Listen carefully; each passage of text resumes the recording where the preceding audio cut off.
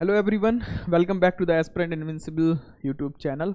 और I hope आप सब बहुत बढ़िया होंगे और प्रीलिम्स एग्जामिनेशन की तैयारी हमारी स्टार्ट हो चुकी है, तैयारी चल रही होगी। तो बहुत सारे चेंजेस हुए हैं। यूपीएससी ने इस बार जो फिलिंग करने की प्रोसेस है, एग्जामिनेशन फिल करने की एप्लीकेशन फॉर्म को जो चेंजेस किए हैं, कई सारे चेंजेस हुए हैं उसमें कि डिटेल वगैरह डालनी पड़ रही है। मैंने उसको अच्छे से अभी नहीं पढ़ा है, क्या उसमें चेंजेस हुए हैं, क्या तरह नहीं हुए। मैं इसके बाद भी आपको उस पर अलग से वीडियो बना सकते हैं। चलो, तो हमारा आज का लेक्चर रहेगा पीटीपी 2025 इकोनॉमिक्स का prelims through previous year question papers, specifically economy के, है ना। स्टार्ट करने से पहले एक छोटी सी रिक्वेस्ट करूंगा, please do like share and subscribe the aspirant invincible YouTube channel. और आप टेलीग्राम चैनल ज्वाइन कर सकते हो। ये टेलीग्राम चैनल रहेगा PSIR ऑप्शनल के रिगार्डिंग, और ये जनरल स्टडीज़ और other information regarding the UPSC examination आपको यहाँ पे मिल जाएंगे। तो let's started the economics last 10 years previous year question paper हम देखते हैं और एक ट्रेंड एनालिसिस करेंगे कि कौन कौन से इंपॉर्टेंट थीम है। प्रीवियस ईयर क्वेश्चन पेपर को पढ़ना बहुत ज़्यादा ज़रूरी है। आप अपने नोट्स रिवीजन करिए, है ना, नोट्स पढ़िए, इकोनॉमी की NCERT पढ़िए, साथ ही साथ में प्रीवियस ईयर क्वेश्चन पेपर पढ़ना बहुत ज़्यादा ज़रूरी है। आपको एक डायरेक्शन मिल जाएगा कि आपकी जो नॉलेज कलेक्शन हो रहा है माइंड में, उससे हमें कौन से क्वेश्चन करने हैं, किस तरीके से उसको फ्रेम करना है नॉलेज को, और एप्लीकेशन ऑफ नॉलेज सबसे ज़्यादा इंपॉर्टेंट है इस एग्जामिनेशन में। तो देखते हैं क्वेश्चन नंबर 1, जो बिटकॉइन से रिलेटेड टॉपिक है। हमारा आज का पहला क्वेश्चन है 2016 का, 2016 में बिटकॉइन से रिलेटेड क्वेश्चन पूछा गया है। और जो सेकंड टॉपिक हम स्टार्ट कर रहे हैं वो है मनी सप्लाई के रिगार्डिंग। फर्स्ट टॉपिक हम पहले पढ़ चुके हैं। नाउ सबसे पहले क्वेश्चन रीड करें, और क्वेश्चन रीड करने की प्रोसेस होती है, आपके हाथ में पेंसिल या पेन होना चाहिए, क्योंकि हमें कहीं भी अंडरलाइन करने की जरूरत हो सकती है। तो with reference to bitcoin sometimes seen in the news which of the following statement are correct. तो बिटकॉइन के बारे में कौन सी चीज़ें यहाँ पर सही हैं, ये हमें बतानी है।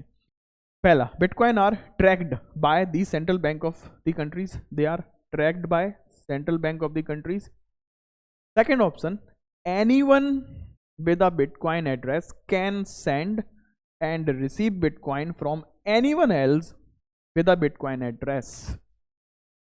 Option third, online payment can be send without either side knowing the identity of the other। तो अब बिटकॉइन के बारे में हमें सिलेक्ट द करेक्ट आंसर। तो यहां पर भी करेक्ट है, यहां पर भी करेक्ट आपसे पूछा गया है, क्योंकि प्रीलिम्स एग्जामिनेशन में यूपीएससी क्या करती है, not correct, or not correct, इस तरीके से कीवर्ड्स को घुमाकर क्वेश्चन पूछती है, और हम मिस्टेक यहीं पे कर देते हैं, सिली मिस्टेक, आते हुए भी क्वेश्चन हम गलत करके आएंगे। सबसे पहले बिटकॉइन के बारे में आप अगर पढ़ाई की होगी तो एक डिजिटल करेंसी है। Bitcoin is a crypto currency, sorry. तो क्रिप्टो करेंसी चीज क्या है?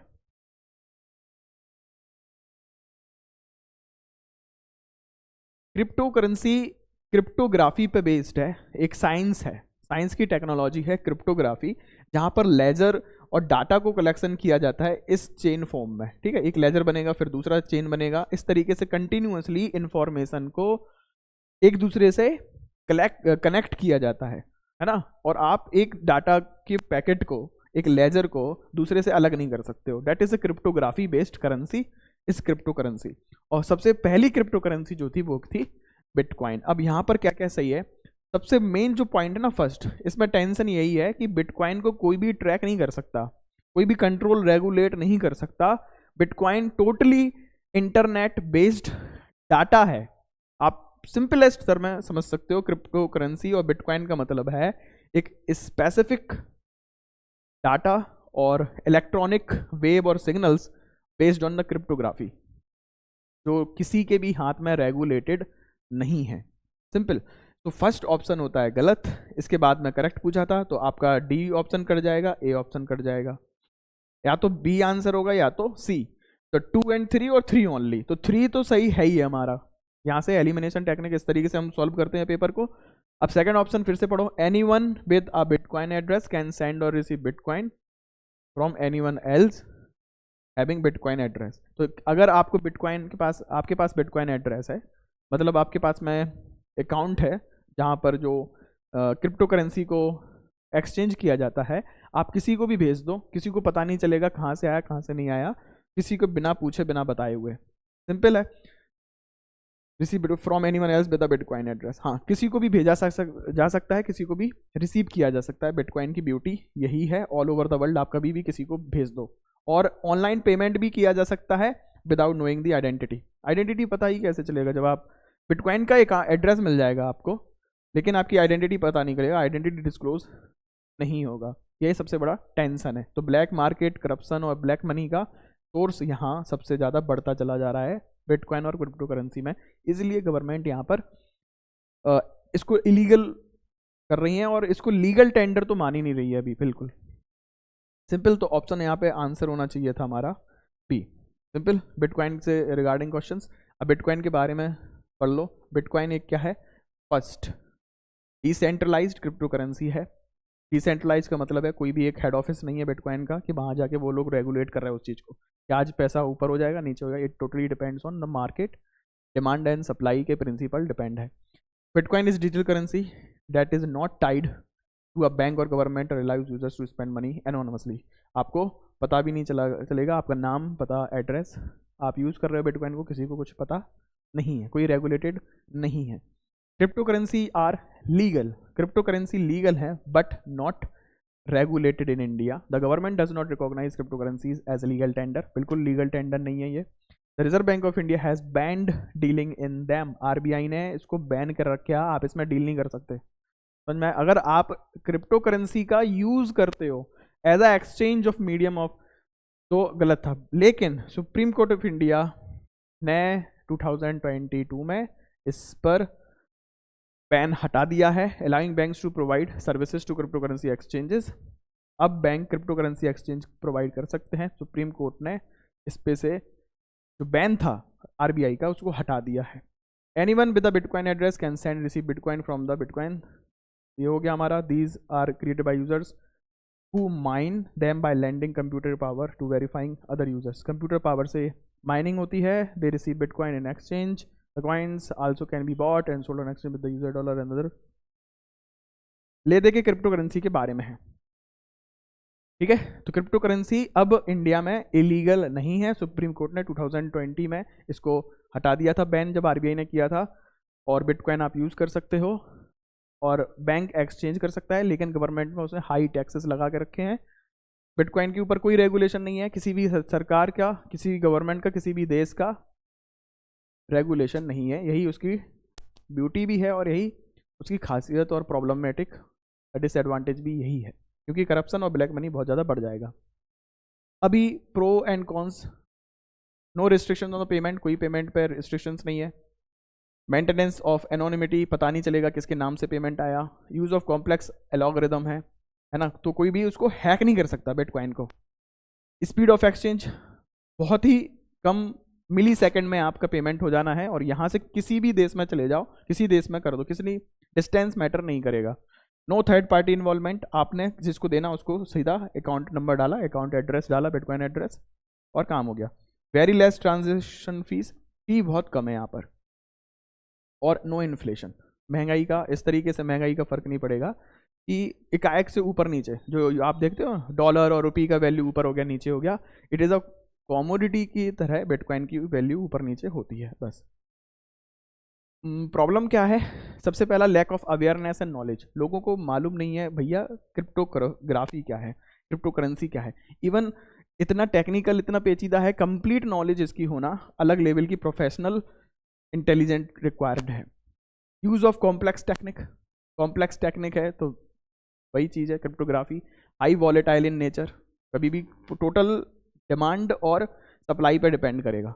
एक स्पेकुलेशन पे डिपेंड करती है इसकी वैल्यू, क्योंकि गवर्नमेंट ऑफ इंडिया ने, आरबीआई ने इसको एक्सेप्ट लीगल टेंडर नहीं कर रखा, तो ये अपने आप स्पेकुलेशन पे डिपेंड है कि हाँ बिटकॉइन आने वाले समय में यूजफुल होगा, तो इसकी डिमांड बढ़ जाती है। जैसे ट्रंप ने अभी बिटकॉइन को इंपॉर्टेंट बता दिया, यूजफुल है, तो उसकी वैल्यू बहुत आसमान पे छू गई। अब दूसरा प्रेसिडेंट बनेगा, वो कहेगा नहीं कोई मतलब नहीं है, सब हमें डेंजर है बिटकॉइन से, तो हो सकता है उसकी वैल्यू वापस से नीचे आ जाए। तो नॉट एक्सेप्टेड एवरीवेयर, जैसे इंडिया में कोई एक्सेप्ट नहीं कर रहा cryptography, victim of them theft and scam, no reverse of the payment and the recovery, कोई भी एक बार चला गया पैसा तो चला गया, खत्म। ब्लैक मार्केट बहुत ज़्यादा बढ़ेगा क्योंकि एनोनिमिटी है, किसने भेजा, आधार कार्ड लिंक नहीं है, जरूरी नहीं है कहाँ से आया कहीं से नहीं आया, किसी को कुछ नहीं पता था। स्केलिंग इशू है, कितना है कोई नहीं बता सकता, may not be exchange without fiat currency. समझ में आ गया? तो ये प्रॉब्लम है इसके साथ में, हमने पॉजिटिव नेगेटिव दोनों देख लिए।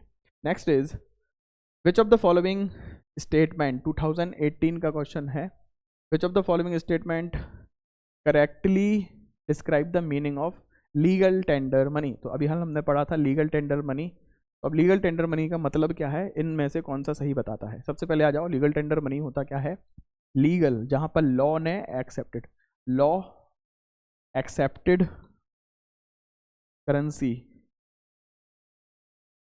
Is known as legal tender money. Simple, जिसने कानूनी वैधता है, जिस भी करेंसी को कानूनी वैधता है वो लीगल टेंडर मनी कहलाती है। तो डीमोनेटाइजेशन में 2017 में सरकार ने क्या किया था, लीगल टेंडर को कैंसिल कर दिया था 1000 के नोट से और पुराने 500 वाले नोट से। तो वो क्या, कागज का टुकड़ा बस हो गया था, उसकी वैल्यू 0 हो गई थी। तो लीगल टेंडर इसमें से क्या है, the money which is tendered in courts of law to defray the fee of legal cases. नहीं, ये कंफ्यूज करने के लिए है।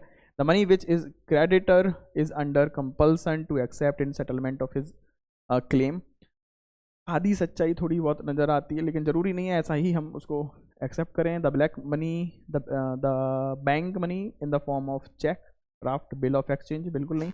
The metallic money in a circulation of country, answer इसका बी होना चाहिए, आंसर बी ही है, क्योंकि आपके ऊपर कंपल्सन है। लीगल टेंडर मनी को इंडिया के अंदर कोई मना नहीं कर सकता भाई कि मुझे नहीं चाहिए, ये 1000 का नोट नहीं चाहिए। अरे यही तो चल रहा है, आरबीआई ने जब 1000 का नोट बैन कर दिया तो बैन कर दिया, जो 2000 का नोट है, 500 का नोट है, तो हम कोई भी लीगल टेंडर को मना नहीं कर सकता, लीगली, थ्योरेटिकली कोई मना नहीं कर सकता। समझ में आ गया? तो आंसर इसका बी होगा, legal tender of money can not be refuse by any citizen of the country for settlement of any kind of transaction.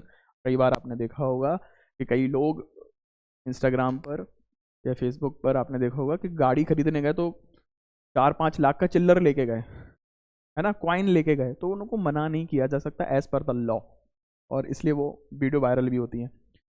Next is, यहाँ पर legal tender of money NCERT में डिफाइंड है बहुत अच्छे से, है ना।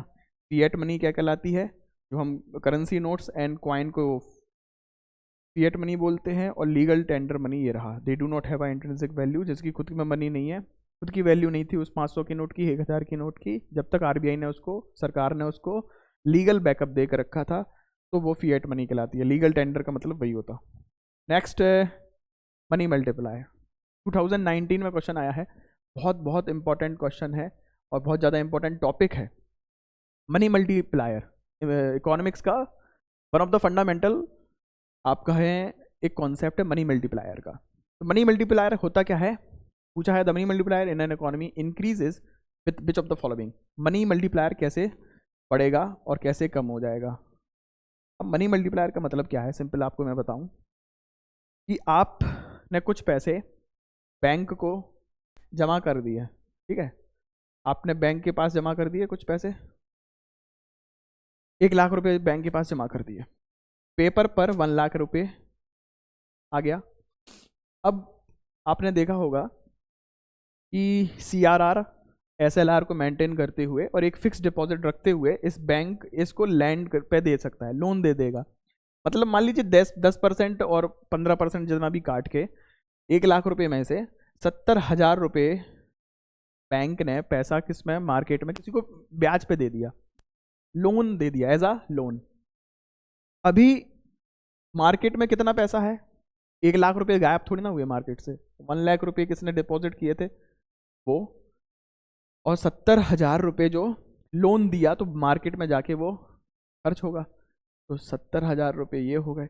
अब ये 70,000 कहीं और जाके खर्च होंगे, इस तरीके से ये काम करता रहेगा, ठीक है। कुछ लोग वापस से पैसे जमा करेंगे, तो 1 लाख रुपए जमा किए थे, लेकिन वो मार्केट में काम क्या कर रहे हैं, 1,70,000 का। 1,70,000 का काम कर रहे हैं। क्यों काम कर रहे हैं? क्योंकि पेपर वर्क पे काम हो रहा। आपने पैसे जमा किए, 1,00,000 रुपये जब चाहिए तब आप मुझसे वापस ले लेना, ठीक है, ओके, कोई प्रॉब्लम नहीं है। बट बैंक वो 1,00,000 रुपये का यूज़ भी तो कर सकता है। 1,00,000 में से ज़्यादा नहीं तो 50% तो यूज़ करेगा। 50,000 उसने किसी को ब्याज पे दे दिए, जिसने ब्याज पे लिए उसने उसका सामान खरीद लिया। तो मार्केट में पैसा सर्कुलेट हो रहा है, मल्टीप्लायर होके, है ना, मल्टीप्लाई होके।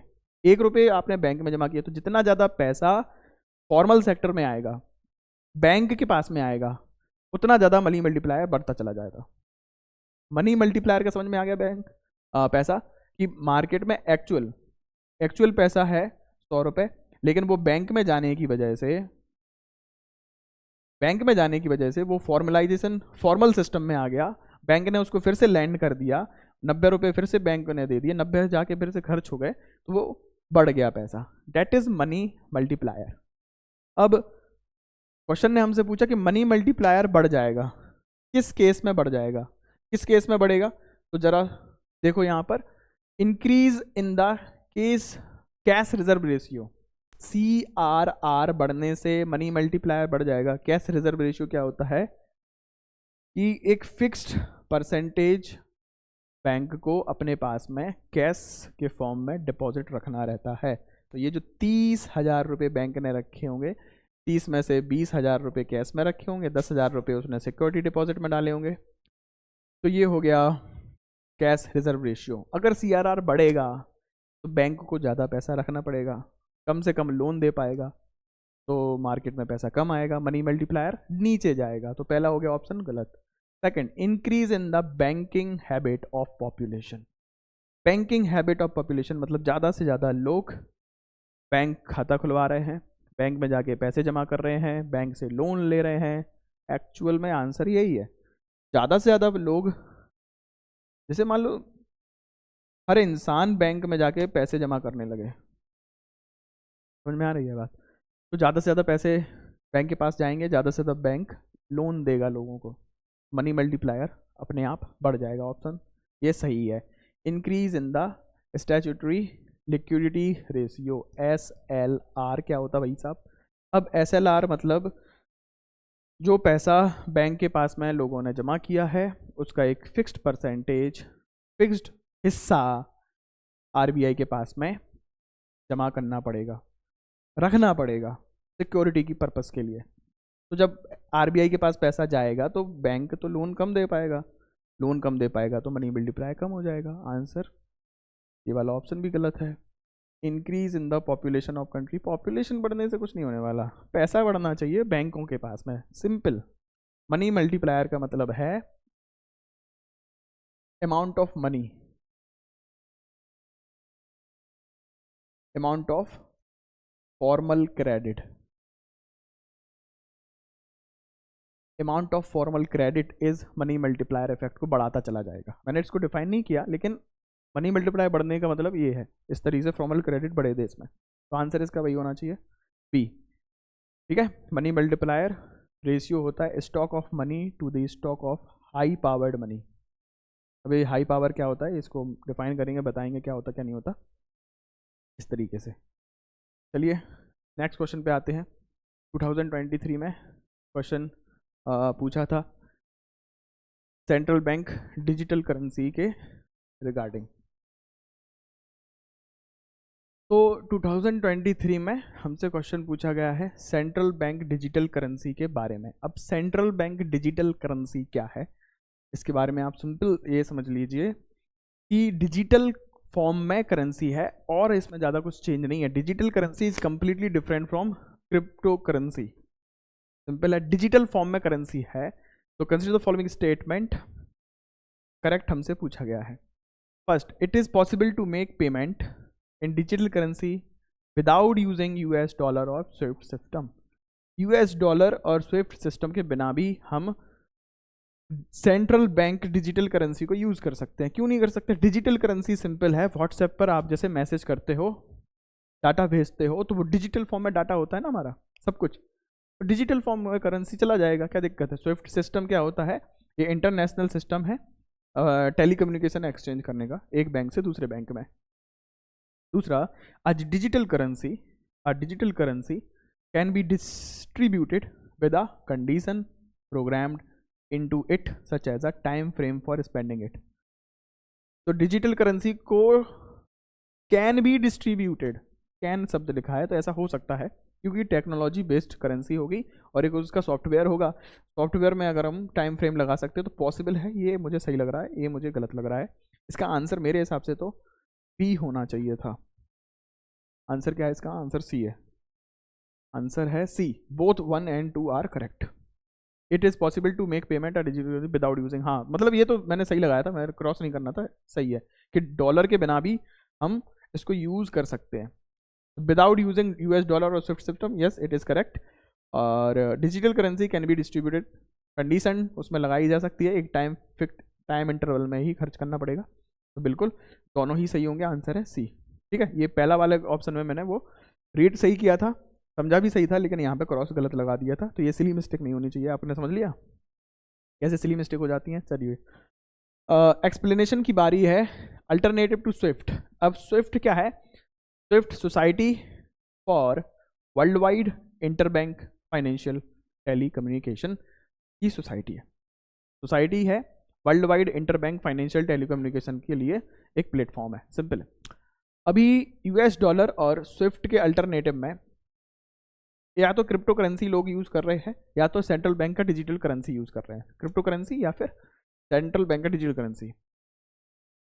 और सेंट्रल बैंक की जो डिजिटल करेंसी है उसको आप आराम से एक्सचेंज कर सकते हो डिजिटल करेंसी के रूप में और सिमिलर सेटलमेंट सिस्टम में, जहाँ पर आप वही सीमलेस इंस्टेंटेनियसली कन्वर्टेबल है, आराम से एक्सचेंज कर लो, पैसे बना लो, पैसे ले लो, उसमें से प्रोग्राम कर लो, वो सारी चीज़ें सिंपल है। This question related to CBD is generated obviously from the current affair. ये क्वेश्चन करंट अफेयर से क्वेश्चन आया था। तो करंट अफेयर से इकोनॉमी का पार्ट प्रीलिम्स हो चाहे मेंस हो बहुत ज़्यादा इंपॉर्टेंट है। Current affair in economy, RBI ने ये सीबीडी को लॉन्च किया था, सेंट्रल बैंक डिजिटल करेंसी को। More such question set me expect in the future. ठीक है, डिजिटल करेंसी और क्रिप्टो करेंसी के बारे में पढ़ ले रहे हैं। थोड़ा मैं डिफरेंस क्या है हमें आना चाहिए क्योंकि ये हॉट टॉपिक है और बार बार इससे क्वेश्चन पूछे जा रहे हैं। जो डिजिटल करेंसी है वो क्या है? Normally backed by the central bank RBI, already introduced in India. तो जो सेंट्रल बैंक होता है किसी भी देश का, वो डिजिटल करेंसी को लॉन्च करता है, वो सेंट्रल की डिजिटल करेंसी कहलाती है। बट क्रिप्टो करेंसी में ऐसा नहीं है। यहाँ पर कोई भी रेगुलेटेड बॉडी नहीं है, सेंट्रल बैंक इसको लॉन्च नहीं करेगा, ना इशू करेगा, ना रेगुलेट कर सकता है ही नहीं, पॉसिबिलिटी नहीं है। क्रिप्टो करेंसी मतलब सिंपल क्रिप्टोग्राफी बेस्ड करेंसी है। क्रिप्टोग्राफी क्या है? क्रिप्टोग्राफी अब एक टेक्नोलॉजी आ गई, उस टेक्नोलॉजी से कुछ डाटा सिग्नल और डाटा को कलेक्शन कर लिया, डाटा कलेक्ट हुआ, तो जो माइन हुआ उस माइनिंग का इंफॉर्मेशन सिग्नल को, डाटा को हमने बिटकॉइन बोल दिया, कुछ और बोल दिया, कुछ और बोल दिया, क्रिप्टो करेंसी बोल दिया उसको। सिंपल। ये सेंट्रलाइज्ड है। सेंट्रलाइज मतलब एक रेगुलेटिंग बॉडी रहेगी, RBI in the case of India, तो सेंट्रलाइज हो गई। क्रिप्टो करेंसी डिसेंट्रलाइज, कोई भी एक सिंगल रेगुलेटेड बॉडी इसकी नहीं है, कोई भी बॉडी है ही नहीं। नाउ ट्रांसपेरेंसी की बात करें तो ट्रांसपेरेंसी है, डिजिटल करेंसी में ट्रांसपेरेंसी है, क्योंकि जो भी आप ट्रांजैक्शन करोगे पता चल जाएगा और कोई हस्तक्षेप नहीं करेगा उसमें। मतलब मैनिपुलेशन बहुत आसान नहीं है, लेकिन it is not as transparent as the crypto currency. Only the sender, receiver and the banking authorities will be aware of the transactions. ठीक है, यहाँ पर पता चलेगा, इतना ज़्यादा ट्रांसपेरेंट नहीं है। लेकिन क्रिप्टो करेंसी हम पहले देख चुके हैं, इसका जो लेजर सिस्टम है इसकी वजह से ये बहुत ज़्यादा ट्रांसपेरेंट है। हर एक ट्रांजैक्शंस डाटा के फॉर्म में क्रिप्टोग्राफी में रिकॉर्ड होता है। Every detail recording crypto currency transactions is in the public domain, और हर एक चीज़ ओपन है। किसी भी अथॉरिटी के पास में आपको आरटीआई लगाने की ज़रूरत नहीं पड़ेगी। नेक्स्ट क्वेश्चन देखते हैं। 2024 में क्वेश्चन आया था, इंपॉर्टेंट क्वेश्चन है।